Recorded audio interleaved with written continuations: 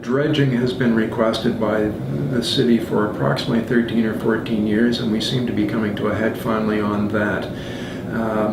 We need to use that asset to provide jobs and income to the city. Now, we have choices. If the federal government will take responsibility, have it dredged, and be responsible for the environmental issues that could arise from that they can afford, the city can't, then great. And you think about the Ring of Fire project in northwestern Ontario and all the mining, if they're going to be bringing things down, and we've got the last working harbor on Georgian Bay, we've got a great asset that we can take advantage of, and we're certainly looking in that direction in economic development already. If it turns out that we can't afford to dredge and take responsibility for the environmental issues, if the federal government won't, and a private corporation comes along and won't, then I want to know what the federal government is going to do to help us transition into a different style of harbor, tourism. You know, we're trying to do all things. It's either a natural people harbor, an industrial harbor, or else it's a combination of both.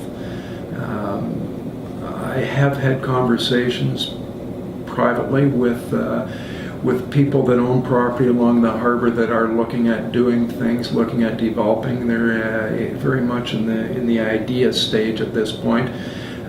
They've got to come out to make whatever public statements they want when they're ready. I doubt it will be this year. But there is some appetite for starting to do things. I think as we look at the Sydenham starting with condominiums, we're looking at the professional center starting with condominiums, we're looking at Corbett Place, the building finished, and I think there's just a couple of units left. I'm hoping that the BCK property owners and various others are starting to look at the city saying, yeah, you know what, this will work, we can make some money here.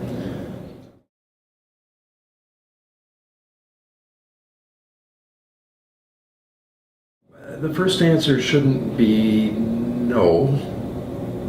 I guess sometimes it has to be no, but it seems to me the first answer should be no, but we can do it this way. We can let's find a way to solve it. Let's find a way to do it. And I think, frankly, we ran into that with Heritage Grove. I met Mr. Goya from Heritage Grove and had a chat with him, and we found a way to get things moving forward again. There's always got to be a way of finding the yes. And I think we've got some really good staff down there that are problem solvers that want to work hard towards solving the problem, and sometimes we need to look past the rule book. Find out where we can bend some rules, or where we can. It's difficult. It's easy for me to say as a counselor. I'm not the person with the liability sitting in the chair making the decisions as staff members, but I think there's times that we can work towards a better resolution. And frankly, I think some of that has started with the Ruth Corsi's team approach with some of these big projects. But council represents the public dealing with the administration. Sometimes we forget on council that it's not the other way around.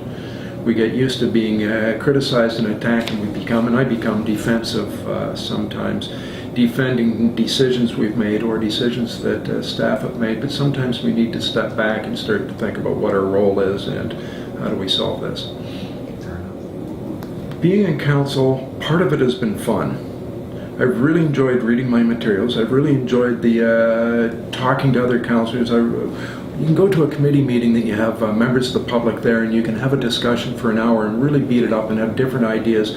And you may not prevail in that discussion, but you know you've had a good discussion. I really enjoy that. I really enjoy the discussion, the ideas. The difficult part of the job is what I've always referred to as that other noise. And sometimes the noise gets, the volume gets turned up on the noise, and that's the difficult part of the job. It's increased with social media and the ability of people to snipe at you from a distance. You have to have thick skin, but I feel really confident that we can, with a really good core of people and sharing the ideas and sharing the responsibility amongst council, that we can really turn this into a positive. we do have a lot of frustrated people out there, and there's a more, in the last few years, saying 10 or 20 years, I would say there's more of an expectation of what's council doing for us? What are you going to do to fix it? And we're at that point financially that we really need to come back and work with the community and get the community groups to work with us and take responsibility for some things that's going to spread some of that level, and also start to get the message out there and communicate better so that people understand it. The more they understand, the less they can criticize us for. I've joked that I've never been criticized in council by somebody that's fully informed. And although that's sort of a joke, but often people criticize you on something they don't understand, and when you do explain it and they do understand it, then they start to go, oh, now I get it. And the more you can communicate, get that information out there through council meetings and by having council go out more often to different media agencies in the city and explain what we do, the better. I think we can really turn this into a positive. We do have a great place to live, and it's everybody's positive about the city. Everybody's really passionate about wanting to do it better.